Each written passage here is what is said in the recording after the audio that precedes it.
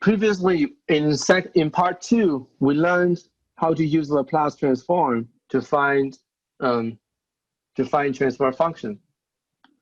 So what we do is, let's recall what we have here. So you have your ODE. We want to find the steady state response. 13 to 14, 16. Okay, any questions for exam 3?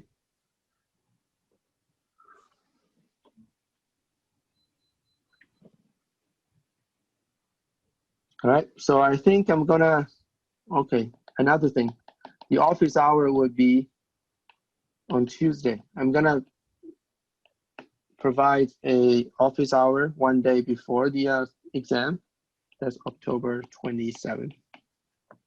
So I'm gonna send out the time perhaps later today. All right, just pay attention to that. All right, so let's go back to these first order ODE. So we know that your excitation is a harmonic excitation. You have a second order system. We want to find out what's the steady state response.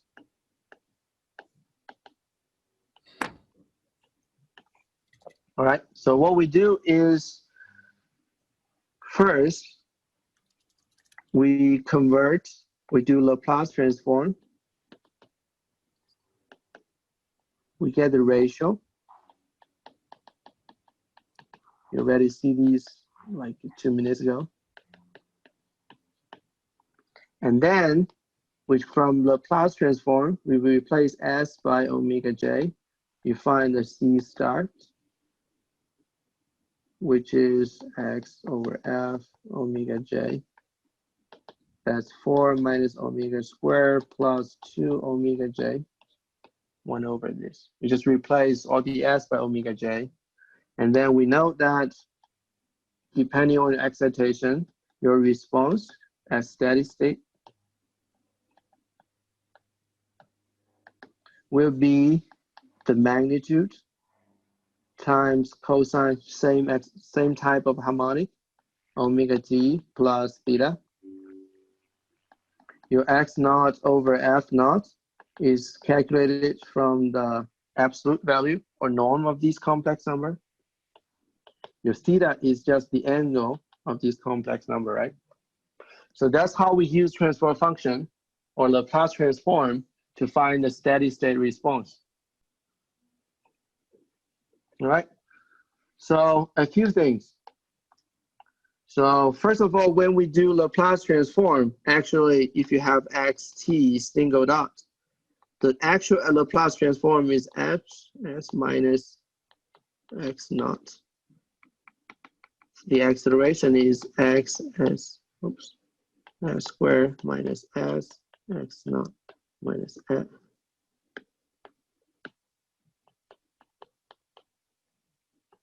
So these are initial conditions. So that means when we do Laplace transform, we ignore all initial conditions.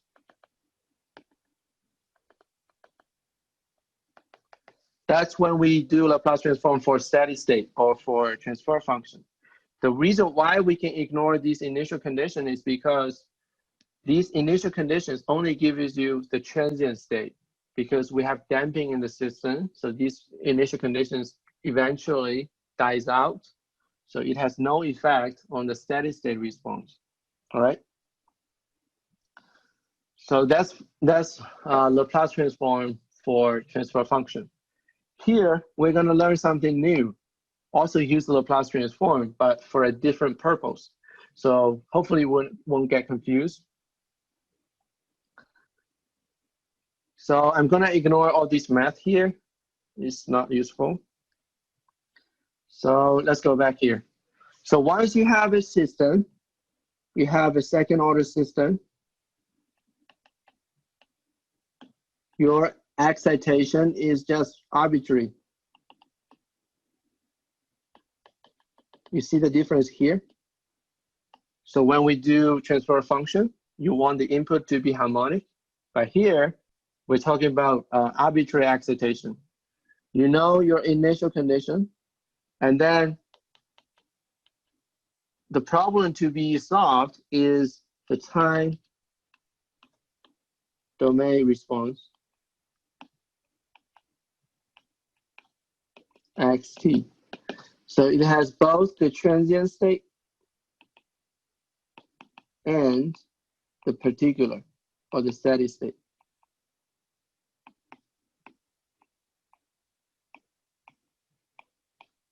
So we want to use Laplace transform to solve these new type of questions. So here it's going to work for arbitrary excitations, and we want to find both the transient and steady state. All right. How can we solve that? Using Laplace transform. So what we do is, first of all, let's plug all the values in. So you have x double dot plus 4x equals to ft, and then ft is a step function. So what is a step function? That means initially, before time equal to 0, it's flat. So once time equal to 0, it has a sharp jump. And then the amplitude here is 1, because I think it's a unit, I should say, it's a unit step response. All right, so we need to find out what this xt is. So previously we talked about how to use convolution integral to find the xt, and then you may find that's really complicated. Here, we're going to learn how to use Laplace transform. We just do Laplace transform for these original ODE. As I said, your x double dot is xs plus, minus s x naught minus x naught dot. So that's the Laplace transform.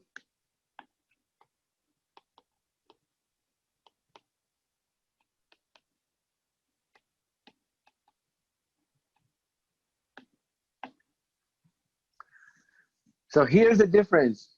Because we want to solve the actual xt, so we need to consider both transient and steady state. The transient is related to initial conditions. So that's why when you do Laplace transform, you have to include the initial conditions over there. And then the second term is just 4xs. And then we need to do Laplace transform for the input as well. So when I explained the exam 2, I said you don't touch your input because your input is going to be moved to the left-hand side of the equation. But here, we do want to do Laplace transform for the input. So we know the input is a step function. Then what you need to do is you need to go back to this table and find out what the Laplace transform is. So your time domain function is a unit step, the second row. So that means your Laplace transform is 1 over s. That means your right-hand side becomes 1 over s. All right. Then you can move things around and find your xs. So because luckily in this case, we have all 0 initial conditions. So it's just s squared plus 4. So what you have here is your solution in S domain or in Laplace operator. That's your step number 1. Once you have this, your step number 2 is xs2 xt. You need to do inverse Laplace transform.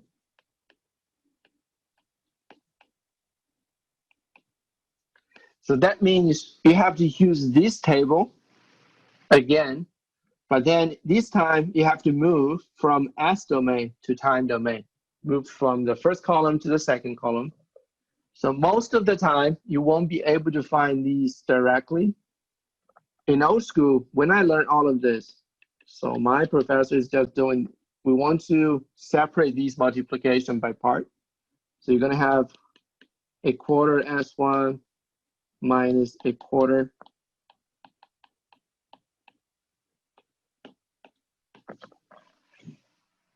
and then you can go back to these equation. Your S1, 1 over S, returns a unit step. And then your S squared plus omega 2S becomes cosine omega t. In this case, your omega squared is 4. That means your omega is 2. By doing so, your 1 over 4 is just a coefficient. That's your step function. It becomes 1.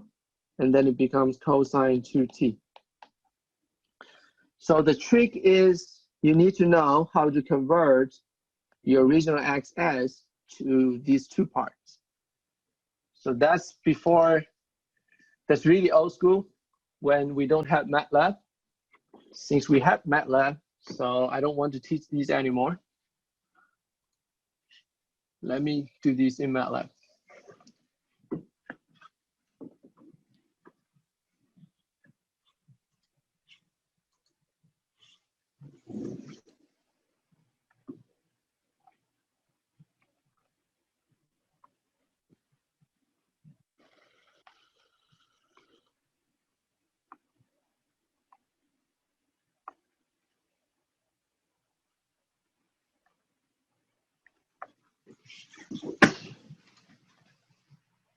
Let me see, where's the MATLAB? All right, here we go.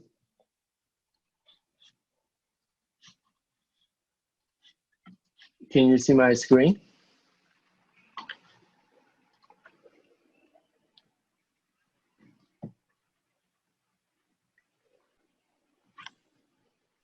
All right, cool. So first of all, we do have a symbolic operator S. That's a symbol. We know the XS is 1 over S times 1 over S squared plus 4, right? Make sense? That's the transfer function we have, right? So we want to convert this S domain expression to time domain. It's as simple as I Laplace. The I stands for inverse. So it's inverse Laplace XS. By default, you don't have to do anything. If you do have a different operator, then we want to add S, T. That means you want to convert all the S to T. But by default, it's already included in I Laplace. So the input for I Laplace is your S domain expression in terms of S. It directly gives you the time domain response. Make sense? Is it easy?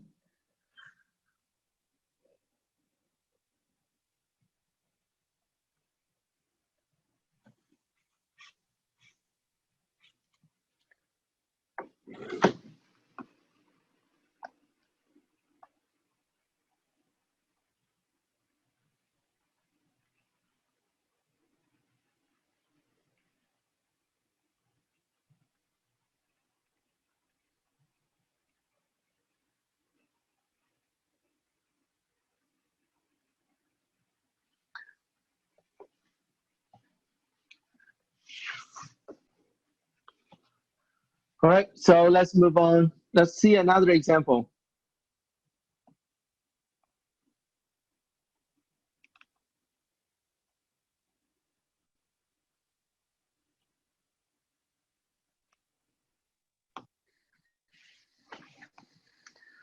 So here in this case, we have a, yep, any questions? I think a typo in the step 2. You put an S in the numerator right up there. Is that supposed to be there?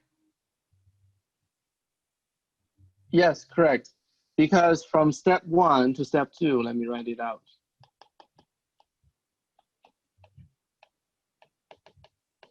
So originally you have 1S multiply 1 over S squared plus 4. You want to decompose that into two parts. So it's actually 1 S over 1 minus. The reason you Okay. want to do these is then you can directly search the table and then find the time domain response. That's really old school. You have to use a table, but once you have MATLAB, don't even bother. Okay. Hmm? Thank you. Yeah. So the good news is if you do want to solve ODE, like solve a differential equation, Laplace is actually the simplest method. So I remember last year, since I taught, right after I taught this method, nobody goes back to original method anymore. Nobody wants to find the particular solution and then find the transient response. They just directly use the Laplace transform. But then there are limitations associated with this one. So that means Laplace transform may not work for any ODEs. So it only works for certain types of ODEs. You might not solve any ODEs. So sometimes MATLAB is going to give you an error saying, okay, we cannot find an analytical solution for that Laplace expression. So then you have to live with it. All right, so the second one, we have the same system, but here we have two initial conditions. And then we have no force on the right-hand side.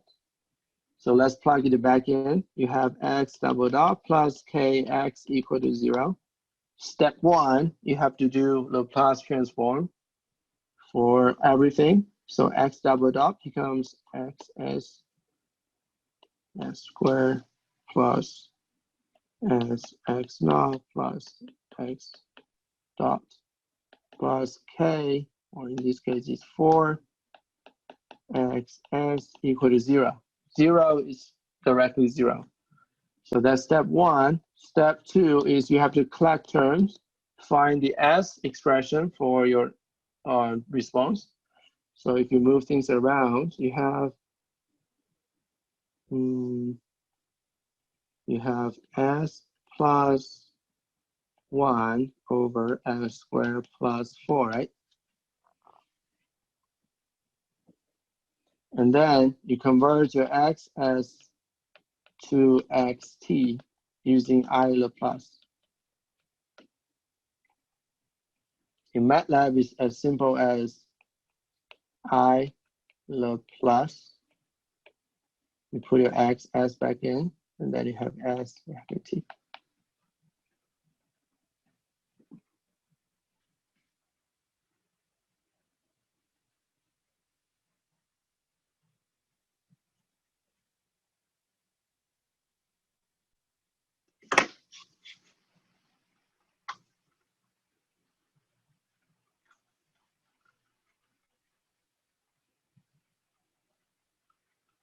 Yeah, if you know how to do I Laplace, that's gonna save you hours. At least, I think at least as an undergraduate, I think I Laplace is gonna solve most of the ODEs. So here, I teach you how to do this step in MATLAB, right? How to convert your xs to xt. I'm also going to provide a code after this class. I'm going to teach you how to solve these two steps in MATLAB as well. So basically, you have an automatic code that solves your ODE function, but that's optional. So what you need for the exam is this one. But if you want to make your life easier, if you don't want to do a 10-hour test, then you want to learn this. All right.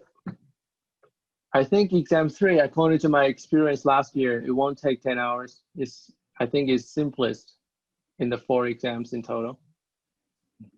I'm sorry. I think the question, I don't know if this was the question that Tessa was going after, but will we have the same amount of time that we've had for the other tests? You mean for the makeup? No. So like during the test, we had like from 4 p.m. to 2 a.m. the next morning to complete the test. Will we still have that same time frame? Yeah, you're gonna have the same time frame for exam 3, but for the makeup, I'm gonna give you slightly less. No worries. If we're satisfied with our grade, do we need to do the makeup? If you're satisfied with it, no. Okay. No. I would say if it's over 85, I don't think that's going to help you that much. Yeah, I was gonna say because it looks like I got most of the parts that would cover the makeup, so I'm not sure if like it would benefit me to do the makeup. All right. Yeah. No worries. Actually, that makes my life easier. I personally don't want to do makeup because I don't want to do the grading anymore. That's yeah. fair. Yeah. If you do. Yep. All right. So all these stuff I'm doing here, all the makeup exam, I just trying to force you to make sure you learn everything. And then because the most weight of these class is actually your final project, that's going to worth 300 points. So if you know how to solve all these exam questions, that paves the way to the final project. So make sure you're on the same page. I don't want to leave anyone behind. All right. So any questions for that? For the Laplace transform. So I can give you a warning, like in exam 3, the most confusing thing is what's the difference between slide 6 and slide 2? We're all doing Laplace transform, but why we're doing things differently?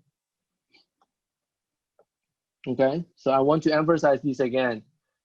In slide 6, we're actually trying to solve the actual ODE. We want to find everything. We want to find transient, we want to find steady state. And then if you look at your solution is xt, it has nothing to do with your input. So that means you also want to do Laplace transform for your input. But then if you look at the slide 2, here we want to use Laplace transform to find the steady state response only. So that means we want to find the transfer function. So if you look at the transfer function, is actually the ratio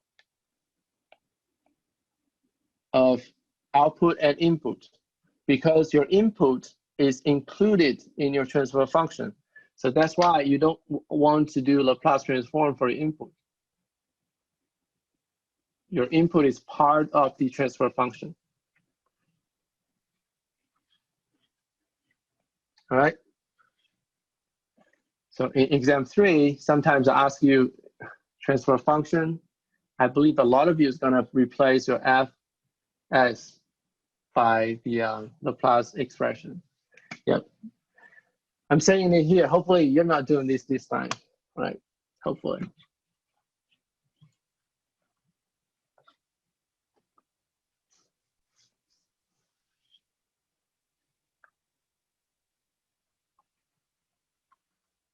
All right, cool. If no questions, I think that's the end of today's lecture. See you on Wednesday. I had a quick question, just a quick question about project 2. So do you only want the MATLAB file then, or do you want like a PDF file as well of our work? There wasn't I think really that much work. I think only MATLAB is okay as long as you put enough explanation in it. Okay, sweet. Sounds good. Yeah, personally, I prefer only MATLAB. Okay, awesome. Mm-hmm. Oh, also, you can ask me questions related to project 2. I think that's the time to ask it. Is it due by the end of today? Correct. I think it's at midnight or Yep. something along those lines. Yep. So I just want to double check, and this is just to kind of cover my bases on project 2. But with the part 3, it asks us to find the CF value, and the equation requires the amplitude, and the big X amplitude. Would that be coming from the energy versus, or sorry, the displacement versus force graph? Yep. Okay. So cool. this big X is the amplitude of your steady state response. If you already have the force versus displacement curve, the loops, what you can do is you can directly read that X from that curve, right? Because that's your maximum value along the X axis. If you don't have that, if you only have steady state response, you just find the steady state response, find the amplitude of that. That's your big X. So also I highly suggest you, I suggest all of you to read my own code for lecture 10. If you really understand that code, you don't even have to do anything for project 2. Perhaps only changing 1 or 2 lines. All right, thank you for the answer. That was excellent. Yep. Oh, yeah. Lecture 10 on that. That's a good question right there. What? Carolyn asked, is our final project a group project? Oh my gosh, that's a good one. I'm still thinking about that. My original plan is I want to divide the entire class into 5 groups. So I'm still thinking about it. I know that other faculty members get complaints about group projects in this online teaching scenario. Especially that's going to be after Thanksgiving because nobody's going to be on campus anymore. I'm not sure. Do you want a group project or not? Wait, is it a group project versus an individual project? Yes. So for me, like the final one is going to be you're going to see a automobile. It's going to be a car seat problem. So you're going to learn, model the entire car, chassis, tires, car seat support. And then my original plan is, so these projects going to have 2 parts. The first part is going to be individual. I'm going to ask each of you to derive the equation of motion. So I'm going to pose the solutions for part 1 right after that. Make sure everyone has the same ODEs. And then once you have the ODEs, then the second part is going to be group. That's my original plan. So you're going to have 5 students in one group. And then you're going to do like basically a open-ended questions. You're going to study how can I design the tire so that we have less vibration experienced by the driver? How to design the dashpot? And what if we have a high frequency vibration from the road? How can we tune the dampers, like something like that? So it's going to be open-ended. So so each group is going to work on 2 or 3 open-ended questions. You're going to use MATLAB to do parametric study, and then write a brief report on what's your findings. For example, I find out that, okay, the tire is to be as stiff as possible to mitigate the vibrations, something like that. And then you need to use some MATLAB result to support your discovery. But right now I'm thinking about, I'm not sure if I should ask you to complete the second part also individually. If individually, then perhaps each of you work on 1 open-ended question instead of 3. So I see the drawbacks and merits. Like the drawback is you have to communicate with each other even after Thanksgiving. And then the merits is, I mean, it's going to be less workload because you have 5 members in total, each team.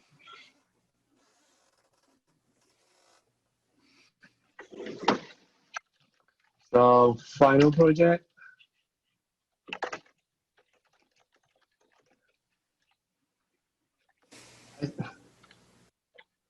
I think one of the best ideas, I can post the final project on Blackboard right now. Then you can decide, even though you haven't touched anything, even though you cannot finish that yet, but I think it's okay for me to post it over there. Then you see what's going on for part 2. Yeah, I like that idea. All right, so yeah, I can do that. Yes, like I had a bad experience last semester when I have a team project on online teaching scenario. Then some students would just disappear. So I got a lot of complaints and from the other team members. So that's something I'm not sure. Yeah, I can set up a survey. I can even think about both individual and teamwork. So depending on what you thought. Okay. If I do decided to do a teamwork, then I'm gonna randomly assign teammates. So you don't have the freedom to choose who you work with. Sorry about that. That's just reality in in your future career. You don't always get the chance to pick a teammate. All right.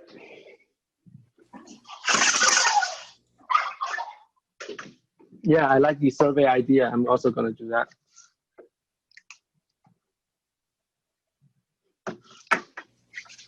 All right. So make sure you understand all the topics related to the makeout, because that's going to happen this Wednesday. All right. Have a good one, everyone. See you.